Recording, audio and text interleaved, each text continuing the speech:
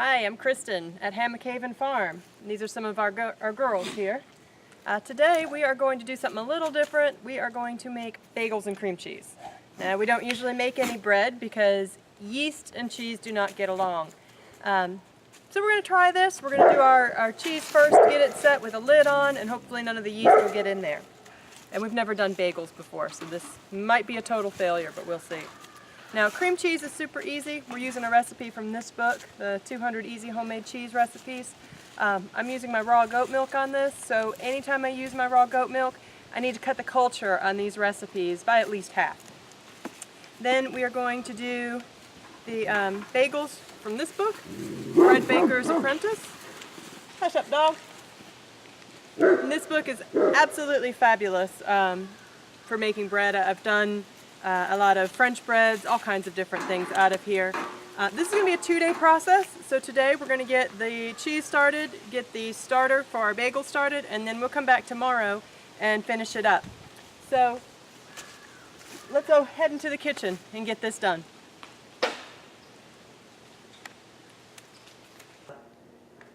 We're back in the kitchen. We've got our hands washed and our milk in the pot.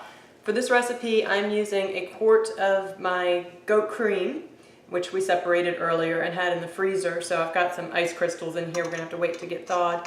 And I'm using 1.5 quarts of milk. The recipe only calls for 1 quart of milk. This time of year, we are in November, and our butterfat's really, really high, so I think we can safely add a little more milk to make a little more yield and still have a very creamy cream cheese. I'm going to use also Floridanica culture in this. It's a mesophilic aroma type culture, and you can get that at any of the cheese suppliers. And I'm going to need some animal rennet. You can use vegetarian if you want. I just prefer to use the real thing.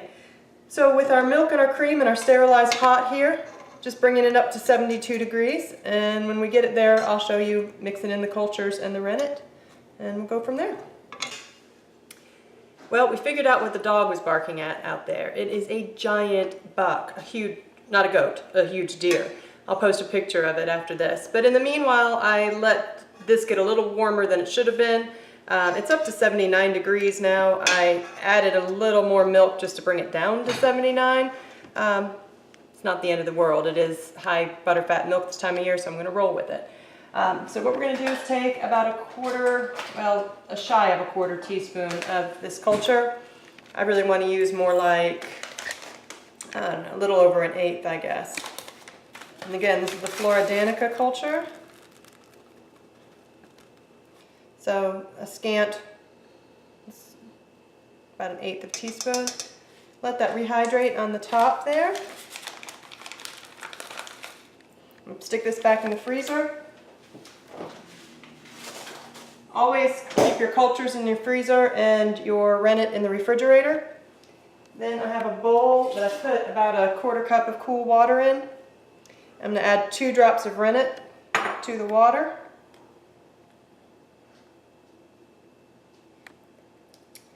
And then let's give this a few minutes to rehydrate, and we'll stir this in and we'll stir the rennet in.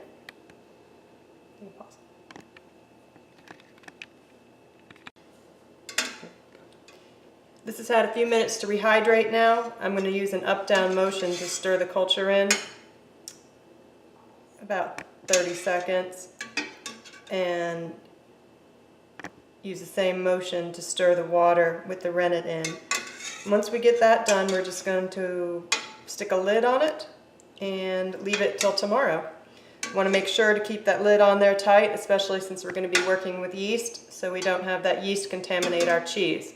We're going to make nasty bubbles in it and spoil the whole thing, which is why I never get to make bread anymore. Let's add that in.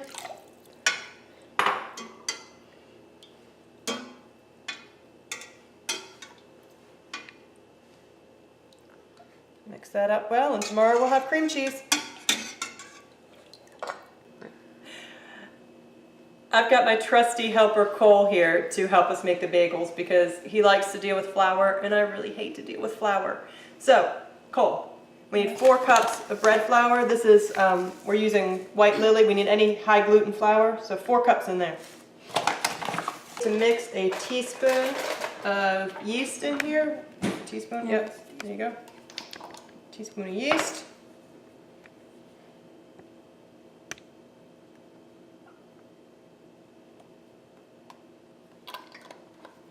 And stir that up in our flour, just really lightly.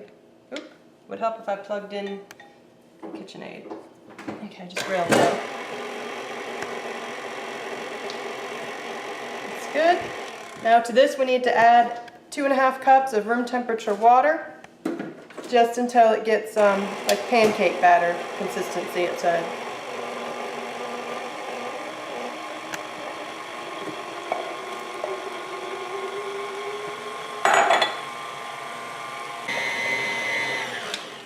Alright, if you would scrape down the sides.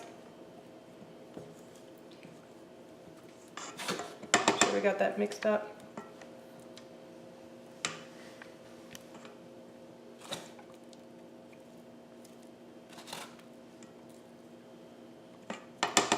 Good, like that. All right, and now it's to cover with plastic wrap and let this set until it has doubled in size.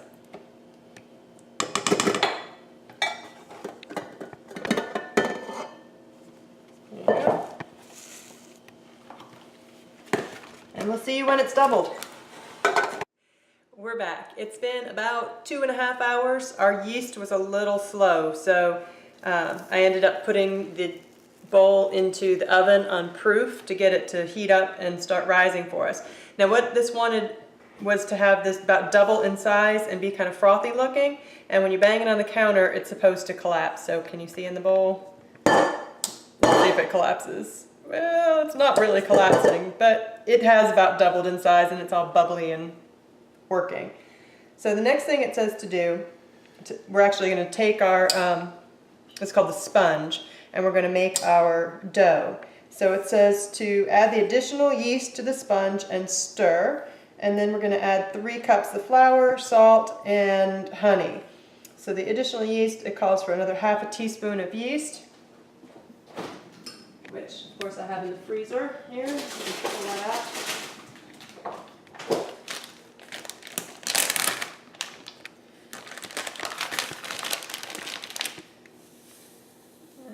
I have a teaspoon measure, so I'm going to kind of just guess here. So ½ teaspoon of yeast.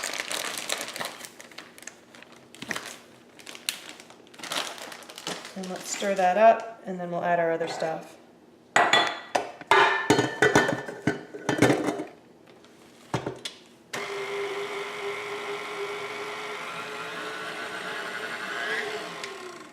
Okay, 3 cups of flour.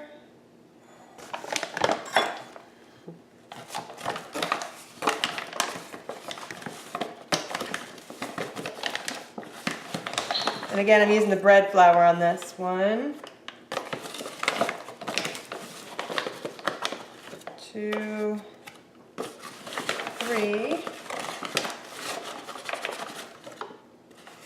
Okay, we need the salt, 2 3/4 teaspoons of salt.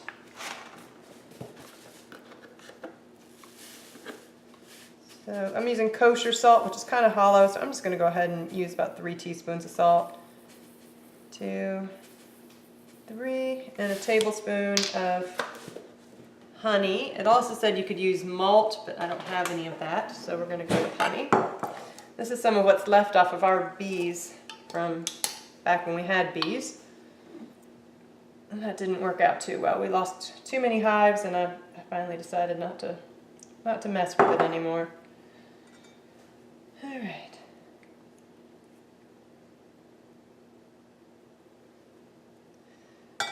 Now, mix on low speed with the dough hook until the ingredients form a ball. So I'm going to start it with this hook, this paddle, and then we'll go ahead and switch it over to the dough hook.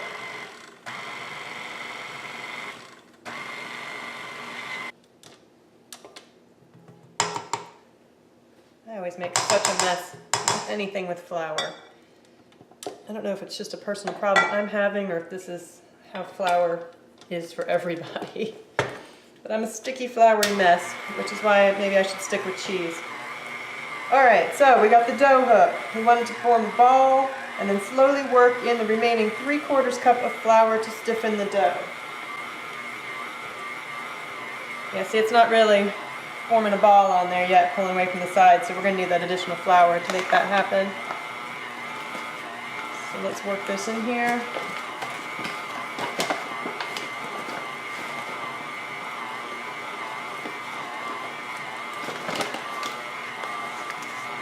I'm kind of eyeballing it.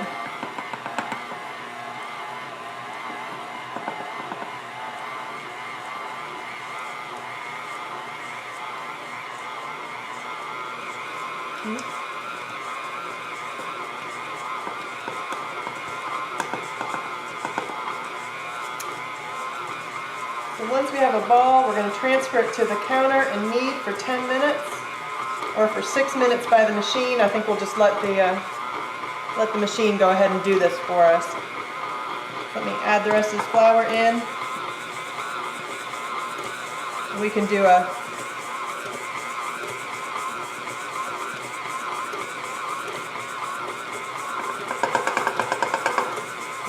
cut so you don't have to sit here and watch the thing mix for 6 minutes. Alright, let's feel how this feels. It's not real firm yet. It says it's supposed to be stiffer than a baguette, a French bread, so I think it does need all the rest of this flour. We're going to put that in there, mix it, and go our 6 minutes. So we'll be back after this finishes kneading. I've kneaded for 6 minutes, and it says if the dough is too tacky or sticky, which it obviously is, to add more flour. So we're going to continue to, oh gosh, this is why I never make bread, add more flour, get back in there, until we get the proper consistency. Get this off my fingers. I'm going to start with about, I don't know, another 1/4 cup.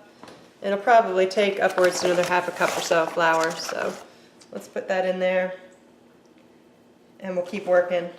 I'll be back with you when we get the proper consistency. Well, that took me a little while.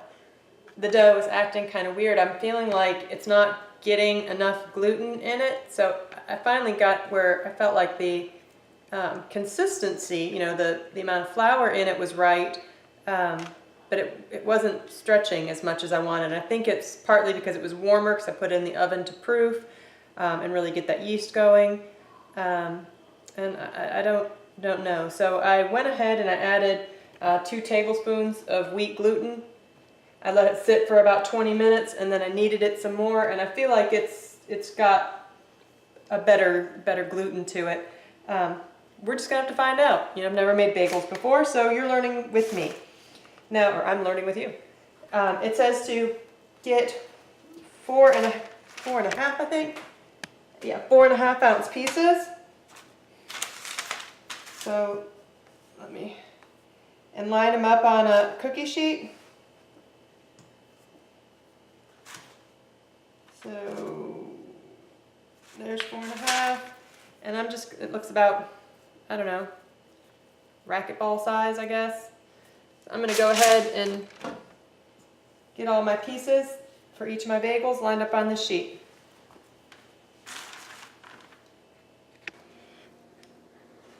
I've formed all of these into 4.5 ounce pieces, and there are only 13 of them. This is a lot of work for a baker's dozen.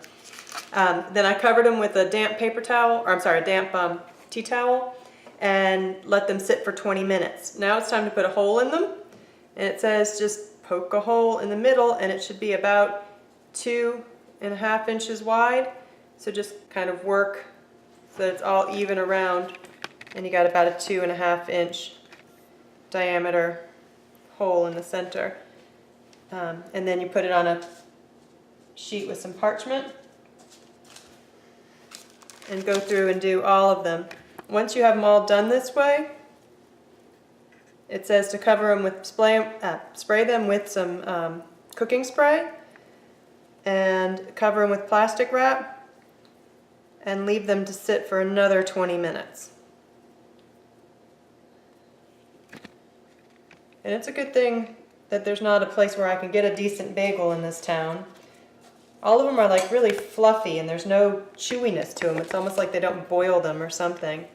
So I'm trying to get us some nice chewy bagels. Hopefully these turn out all right. So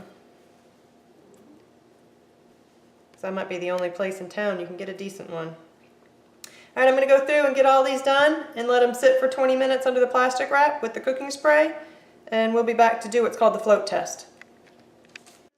It's time to do the float test on these, which says to put them in a bowl of just room temperature water, and they should float within 10 seconds. And as you see, that one's floating. So if they're floating, then it's time to dry them off and put them in the refrigerator overnight, and tomorrow we will bake them. So in retrospect, I think maybe I should have made a stiffer dough, even some more flour. It seems like I put over a cup of flour more than what it called for, but it's kind of humid here. It's been kind of humid here, and I think we just had a lot more water than I'd expected. But live and learn. So tomorrow we should have bagels and cream cheese. We'll see you in the morning.